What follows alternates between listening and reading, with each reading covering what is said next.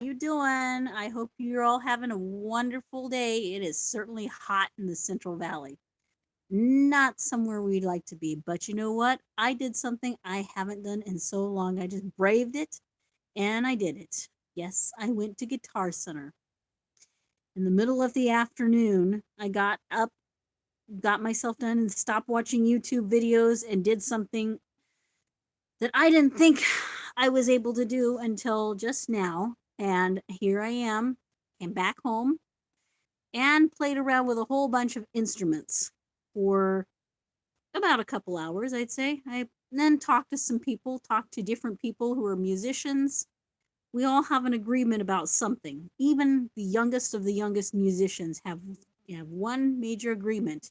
Today's music just doesn't cut it. And we all have this same feeling because we feel that so much of it is laziness, pure, especially on pop music and even in Christian pop. Yes, I said Christian pop. I said the current state of Christian pop because it's so uh it's devoid of conviction. At least in my opinion it is. There's so much we could be talking about, and yet the corporate world has decided we shouldn't talk about it. I'm sorry, it's got to be talked about. We need to talk about conviction. And I'm not talking about social justice issues. And I'm not talking about how much God loves us. I mean, He does. But we also need to understand that He is holy and righteous and all that kind of stuff. And thank God for indie music. Thank God for independent Christian rock and metal. All that good stuff. It wouldn't be possible without the help of places like Spotify and other music sources that have put that out together and even put out, what we can learn from our older musicians like Petra, Stryper, DeGarmo and Key. So many of them, even the BB and CC Winans on the R&B side of things. You know, um, Billy and Sarah Gaines are a um uh, couple R&B artists out there too. So I mean, we're talking about the all that kind of good stuff, the good stuff that really matters. So, where do we go from here? Well, I was thinking about why was I thinking about talking about the music industry and politics? Well, it dawned on me that there is a correlation here that we all can learn from. And here's something that most people have not figured out is that there is a lot of politics in the music industry. And I've seen it in the last 30 years. I mean, we've worked our way so much to keep everybody happy. But now it seems like we're trying to keep the consultants happy and the record companies happy. Do you see where I'm getting at? I hope you do because it makes more sense this way. And I will talk about some of these people who are trying to do, and I'm talking about this. Now, I'm a child of the 80s. I grew up in that time frame. I grew up in the era where you played your average top 40 radio station. They played a little bit of R&B, they played a little bit of rock, and they played a little bit of pop and even their little new wave stuff that came out during that time. It all just kind of meshed together and nobody complained. Absolutely nobody complained. Towards the end of the 80s, we started to get that everybody wanted their style of music and that we were all coming into tribes. And that's what the music industry became tribal.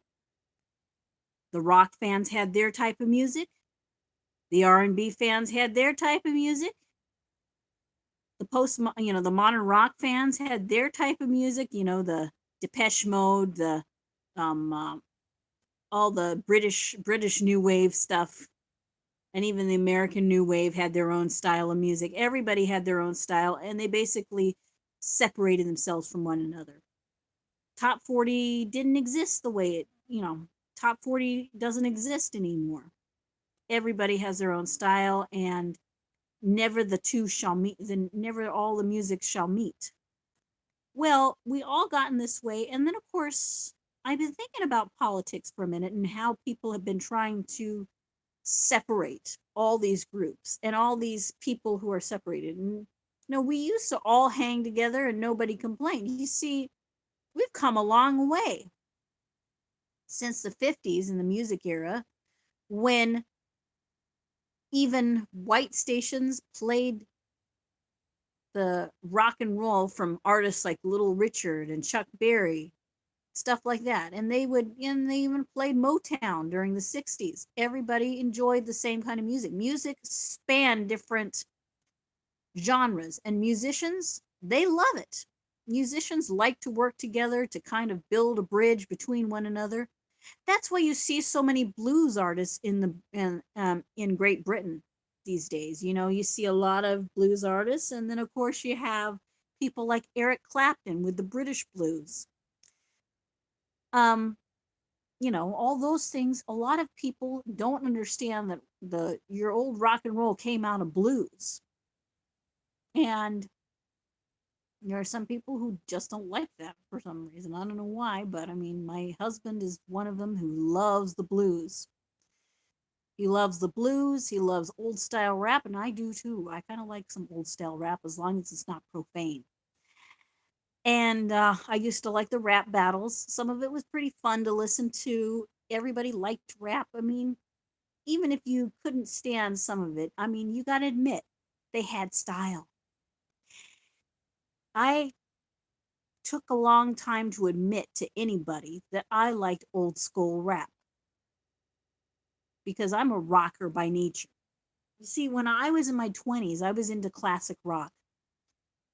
One of my favorite bands happened to be Foreigner, and they were out of their league by that time. They weren't as popular. And so there's a backstory behind that I won't get into right now, but I'm sure if you find my blog, you'll find what I have to talk about. Anyway, here's a story that I would say that they told me. One of the DJs once told me when I was calling up and requesting music. One of them told me, hey, you're the wrong age and the wrong sex for their demographics. Demographics? Let's see.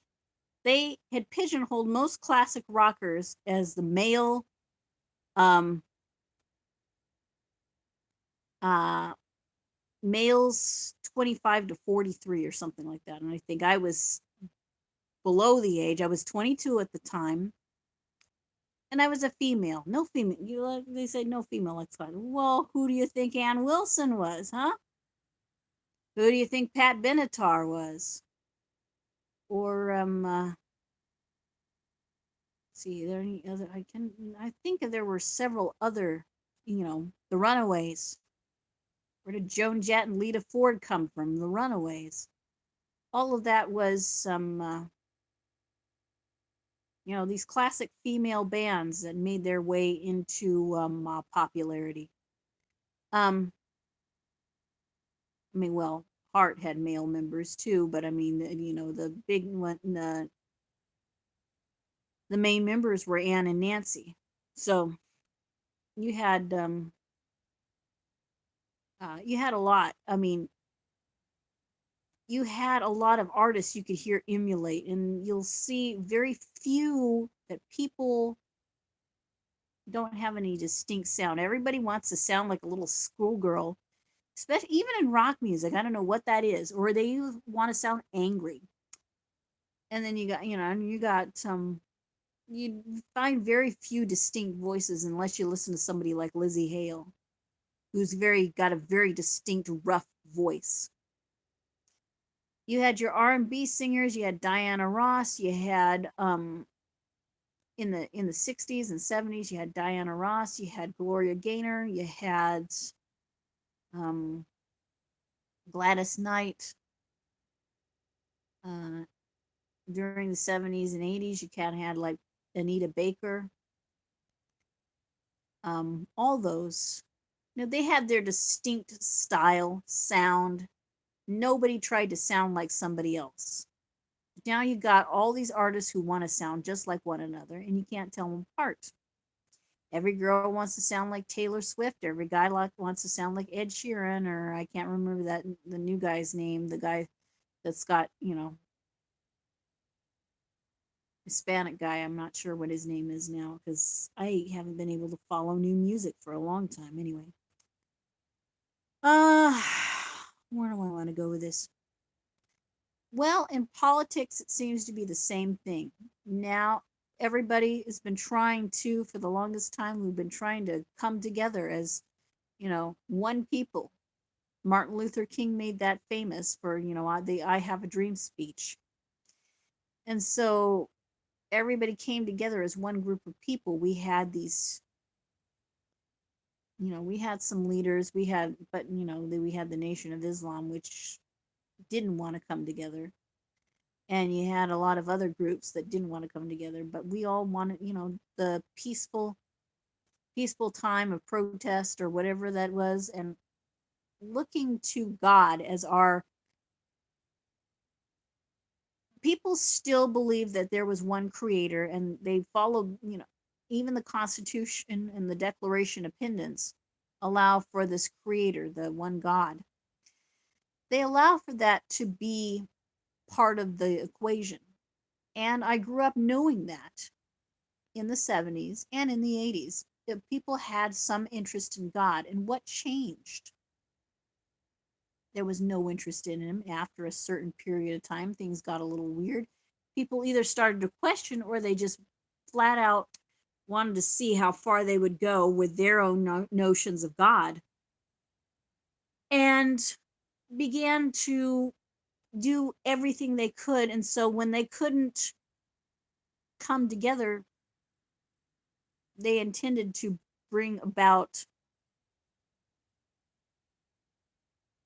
and the whole socialist idea is that everybody needs their own group of people. They need, everybody's basically good, and we all just need to tap into that good side. I mean, that's humanism altogether. Socialism and humanism go hand in hand with one another. The problem is never the twain shall meet, and they are both they both assume that everybody is good in their own right. Well, we know from experience in the Bible that it is not. Everybody is not good in their own right. Given to their own devices, they will fall by the wayside. And then some people take advantage of it, like, people in politics do the same thing. So the music industry did that with separating certain groups of people into separate formats. You listen to the radio, you got your R&B, you got your rock, you got your alternative rock, you got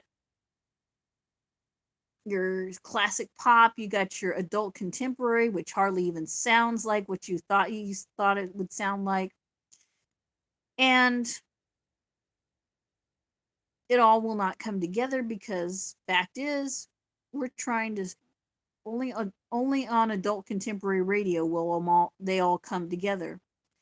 And sometimes they'll play songs from past years, but here's the thing, you've got your radio stations that play classic hits now.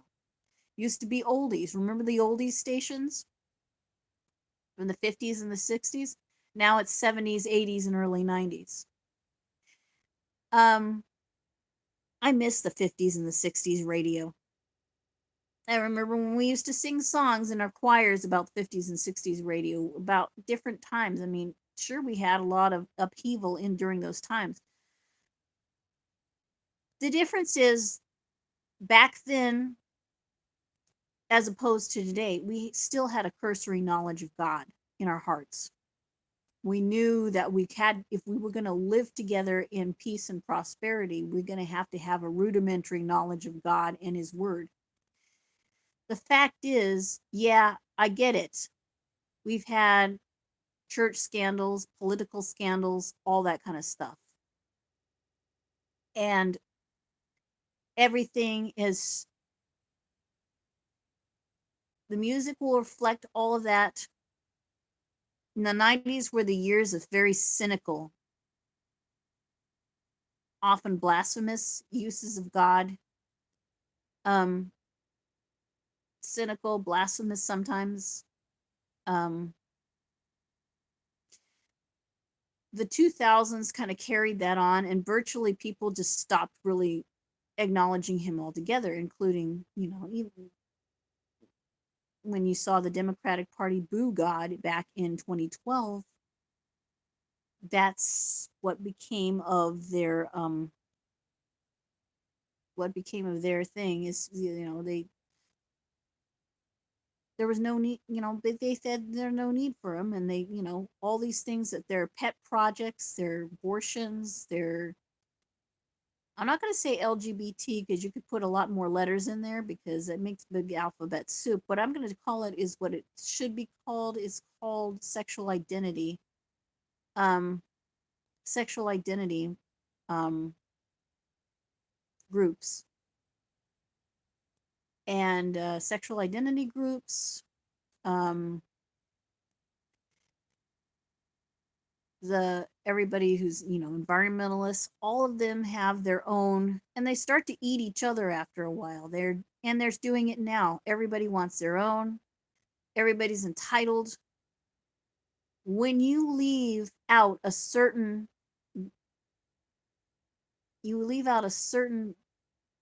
God in the mix,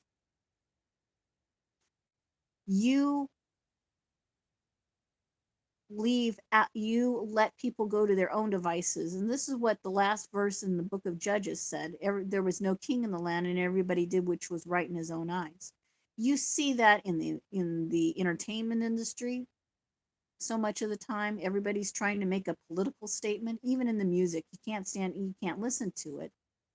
And even if you can, people are lazy. There's a lot of lazy musicianship going on.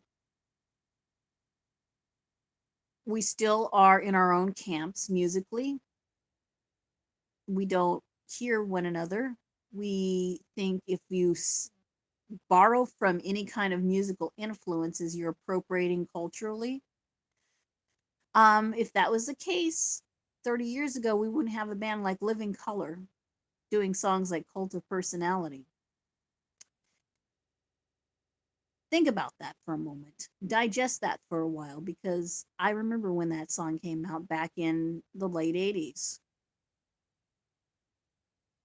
Digest that, think on it, check it out. So, where do we go from here? Well, let's see. When we try to get together, and I understand why people were walking away, but they need to walk to something before they find themselves out in the wilderness somewhere where they don't know where they're going. So we have to teach them what to, how to proceed further. I think that's one of the things that I had. I mean, I appreciated the campaign, but I think one part of it was missing, and I couldn't put my finger on it. And then all of a sudden it dawned on me. So that's the way politics has become. You either have to be, everybody wants their rights. And if you don't get that entitled sense of entitlement, and if you don't feel that sense of entitlement, which I don't, it becomes, people take advantage of that sense of entitlement. And very soon you got lawmakers who will not tell you no and will say, okay, we'll fix that for you. And in the middle of it, you never learned a single thing, and you don't appreciate the free stuff that you got. And in the end, it doesn't work out for anybody. Why do you think people are killing and maiming and all this kind of stuff? Because they're entitled. People do things because they are not told no. And we should have said that in the music world. We should have said, no, we're not going to go there. We're not going to we're listening to consultants and not the fans themselves. We're listening to people who think they know more about how to get good stuff out there. And so you've got people sexualizing themselves more and trying to push the envelope more to see how far they can go. All the while, you got no music, you've got no musicianship.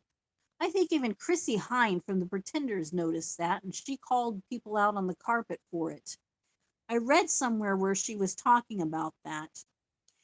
And you're listening to somebody who is a female artist who is, in fact, a musician who's telling other female artists, listen, this is not the way we want to go. We want to be known for our musicianship, and we're selling ourselves short by sexualizing ourselves. If Chrissy Hind, who is probably more liberal than I am, can say something like that, shouldn't that tell you something about us ladies who are trying, young millennials who are trying to outsex Madonna? Think about it for a minute. Think about how far musicians have come and how they've been trying to outdo themselves to make a statement.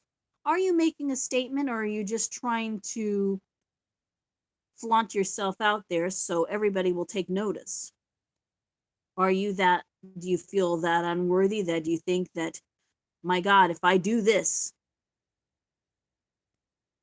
I'll make a statement and people will honor me because I got away with it? Well, you know who's not getting away with it? People who have out of wedlock families, out of um, families that have more kids and they can have control over them. Men who leave the scene of their, men who leave the scene of their without taking into account how many children they've got. The baby mama, baby daddy culture. How do we go back? We learn how to be families again. That's so archaic to a lot of people, but it makes sense.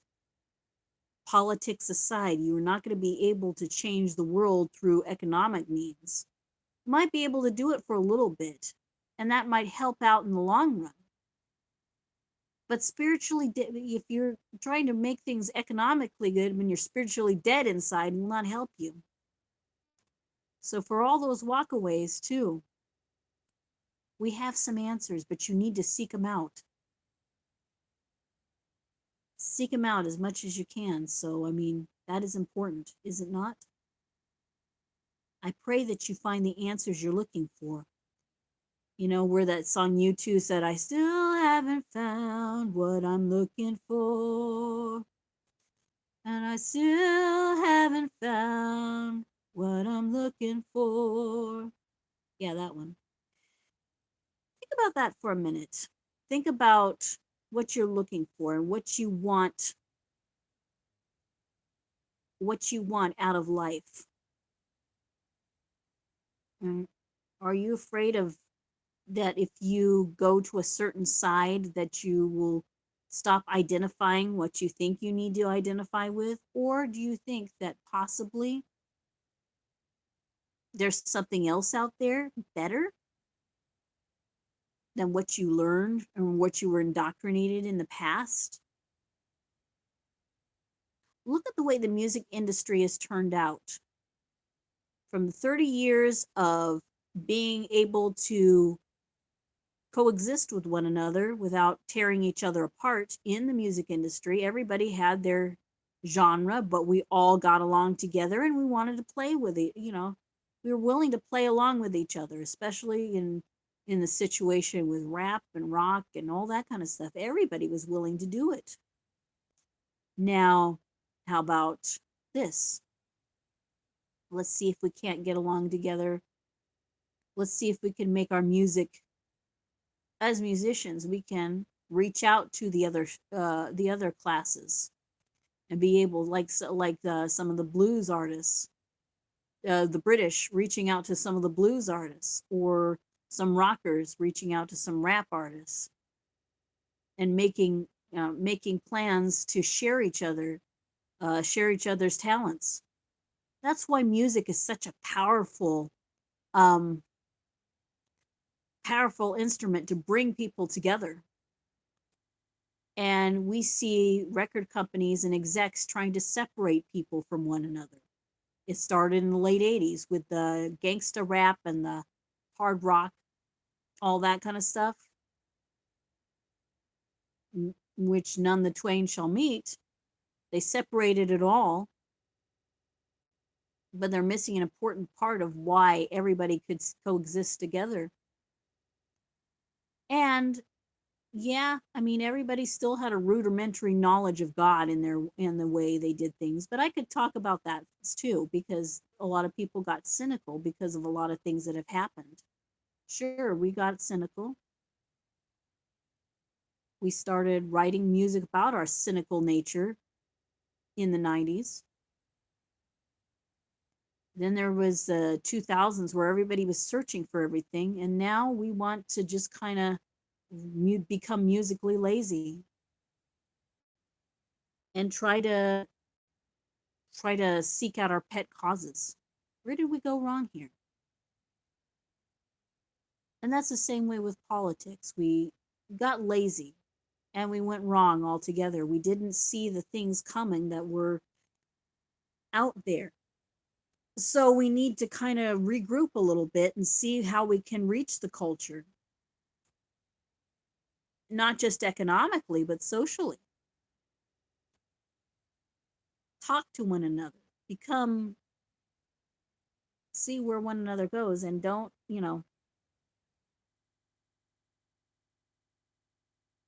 and find where we all can exist together. I mean, and I'm not talking about coexisting like some of those signs you have on, you see on the back of cars and stuff like that, because all these religions cannot coexist with one another. Sorry, doesn't work that way. I've seen it happen too many times. That being said, folks, it's time for me to cook dinner. I've got something planned for my husband. I hope he loves it. I hope he enjoys eating it because I am going to enjoy it if I can get it can start it in the oven and really make it delicious. Oh boy, I can't wait.